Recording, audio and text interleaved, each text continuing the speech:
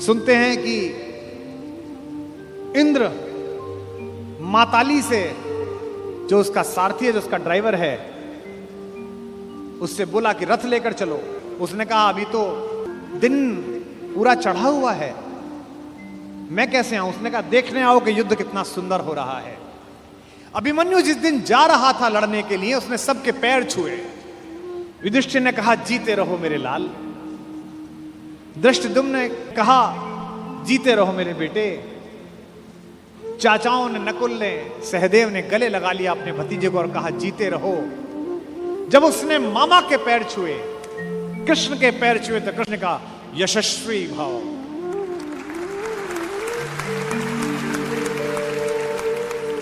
जब अभिमन्यु शिविर से बाहर निकला और कृष्ण देखने लगे,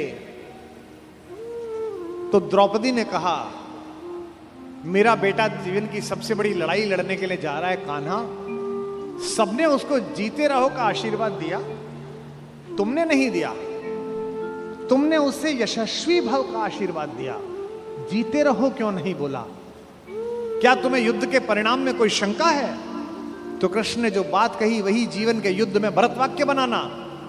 माधव ने कहा कि कृष्णा मैं नहीं जानता कि आज के युद्ध का परिणाम क्या होगा, पर मैंने जो शिक्षा अपने भांजे को दी है, मैं ये दावे के साथ कह सकता हूं कि महाभारत के रण में जीते या हारे कोई भी, लेकिन सबसे बड़े और उज्जवल योद्धा के रूप में मेरे भांजे का नाम लिखा जाएगा, अभिमन्यु का नाम लिखा जाएगा। महाभारत में जब जब पढ़ता हूं, युद्ध का एक एक दिन बढ़ता चला जाता है और मुझे कृष्ण के ऊपर बेचैनी प्रारंभ हो जाती है।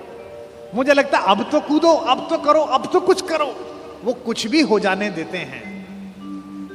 जब नारायण श्रीहरि ऊपर से नीचे चले, राम के अवतार के बाद मर्यादा पुरुषोत्तम बड़े ठाकुर के अयोध्या से विदा होकर साकेत पहुंचने के बाद ये योजना बनी कि अब छोटे ठाकुर को नीचे भेजा जाए, तो सारे देवी देवता, सारे नक्षत्र भी पृथ्वी पर चलने के लिए आतुर हुए। सदा ऐसा होता है। शेषनाग आ गए थे लक्ष्मण के रूप में, सब लोग नीचे आ ही जाते हैं। सूर्य भी तैयार हो गया, इंद्र भी तैयार हो गए, सबने अपने अपने अंश भेजे पृथ्वी पर। इंद्र का अंश कौन है? अर्जुन है। सूर्य का अंश कौन है? कर्ण है।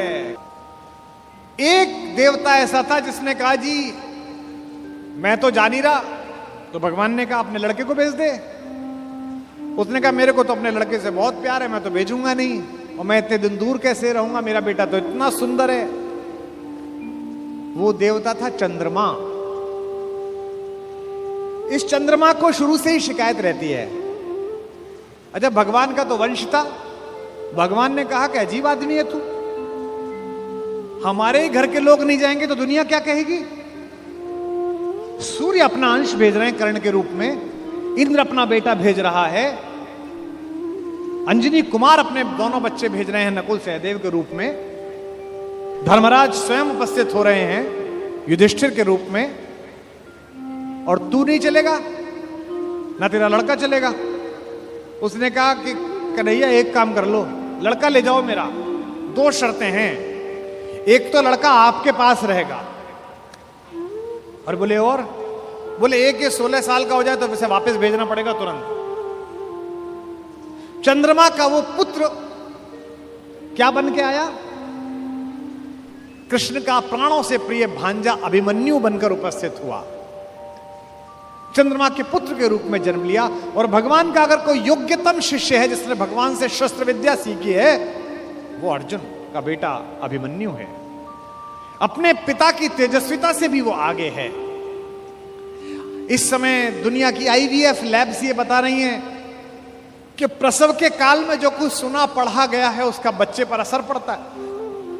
और हमारे यहां हजारों वर्षों से माएं प्रसव के दिनों में गीता का पाठ कर रही हैं, बाल गोपाल का चित्र सामने लगा के रखती हैं कि उनके घर में भी कन्हैया जैसा बालक पैदा हो, राधा रानी जैसी बिटिया पैदा हो। यह हम सब का मन है, पहले से परंपरा से आया है हमारे यहां। तो चंद्रमा ने अपने पुत्र को अभिमन्यु बनाकर भेजा। एक दिन ऐसा आया महाभारत के युद्ध में, जब योजना पूर्वक कुरुक्षेत्र के मैदान से खींचकर अर्जुन को अलवर की तरफ ले जाया गया। मत्स्य प्रदेश की तरफ, विराट की नगरी की तरफ। अर्जुन युद्ध की सीमा क्षेत्र के बिल्कुल आखिरी हिस्से पर पहुंच गया, जहां से सूर्यास्त से पहले लौटना संभव नहीं था। अब यह पांडवों के शिविर में चर्चा का विषय बना कि ये जो चक्रव्यूह सजा दिया गया, इसे तोड़ेगा कौन? किसी को नहीं आता तोड़ना, इसमें घुसना ही नहीं आता, केवल अर्जुन को आता है। तब अभिमन्यु ने कहा कि ताऊ जी, मुझे इसमें घुसना आता है, क्योंकि जब पिताजी मां को यह बात सिखा रहे थे तो मैं गर्भ में था और मैंने ये विद्या सीखी थी। तो बोले बेटा बहुत अच्छा है, फिर निकलना भी आता होगा? बोले नहीं, जब तक उन्होंने इससे बाहर आने का मार्ग बताया तोड़ने का, तब तक मां सो गई, तो मैं बाहर निकलने का नहीं सीख पाया। सारे चाचाओं ने और ताऊओं ने कहा कोई बात नहीं बेटे, तू तोड़ दे, निकाल तो हम लेंगे। भाई महाबली भीम, जिसकी एक मुष्टिका से विंध्याचल के पर्वत छोटे हो गए, जहां जहां उसका पैर पड़ा हिंदुस्तान में 1,00,000 जगह है जहां भीम बैठिका है। जिस पत्थर पे चले जाओ बड़ा सा गड्ढा है, बोले ये भीम का पांव रख पड़ा हुआ है। ये देश महान है, इस देश में 2-3 जगह हर जगह मिलती हैं माता सीता की रसोई, जहां जाओ वो मां की रसोई मिलती है। क्या बढ़िया प्रतीक शास्त्र है। दुनिया के 44 देश घूम लिए, इसी क्षण भी अगर भगवान वापस बुलाए और ऊपर बुला के पूछे कि तेरे सत्कर्मों के कारण तुझे देश चुनने का अवसर दिया जाता है, तो मैं दुनिया के सारे देश छोड़कर फिर यही चुनूंगा जहां की मिट्टी में गोपाल लेटा है, जहां के पर्वत पर्वत पर हमारी मां ने भोजन बनाकर उन पर्वत श्रृंखलाओं को तपस्या का केंद्र बना दिया है, जिसके रेणु रेणु पर अपने चरण रखकर राघवेंद्र सरकार भगवान श्री राम मर्यादा पुरुषोत्तम ने और लीलाधर योगेश्वर कृष्ण ने जिसे चंदन बना दिया है। भगवान चुप रहे, किसी ने उनकी सलाह न ली। सेनापति धृष्टद्युम्न थे, द्रुपद पुत्र। सेनापति ने योजना की कि कोई बात नहीं बेटा, मामा ने भांजे को आज्ञा दी कि कोई बात नहीं, तू चला जा इसके अंदर और हम सब तुझे निकाल लेंगे। इतिहास गवाह है, तारीख गवाह है कि अभिमन्यु ने उस चक्रव्यूह को तोड़ा और चक्रव्यूह के दूसरे चक्र में ही पांडवों की सेना को बाहर कर दिया गया और चक्रव्यूह में वो अकेला रह गया। क्या लड़ा, अद्भुत युद्ध हुआ।